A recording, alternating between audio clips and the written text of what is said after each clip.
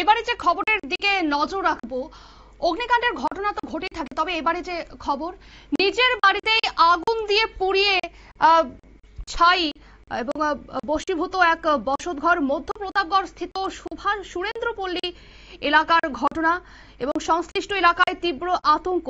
মানসিক ভারসাম্যহীন এক যুবক তার নিজের ঘরেই আগুন লাগিয়ে দেয় এবং তারপর পাড়া প্রতিবেশীরা বিষয়টি বুঝতে পেরে ছুটে আসে এবং তারা দমকলে খবর দেয়।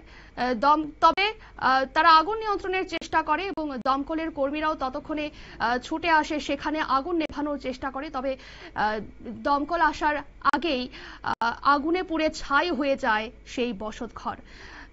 এক মানসিক ভারসাম্যহীন যুবক তার নিজের ঘরে আগুন লাগিয়ে দেয়, আর এই নিয়ে সংশ্লিষ্ট এলাকায় তীব্র চাঞ্চল্য ছড়িয়ে পড়েছে।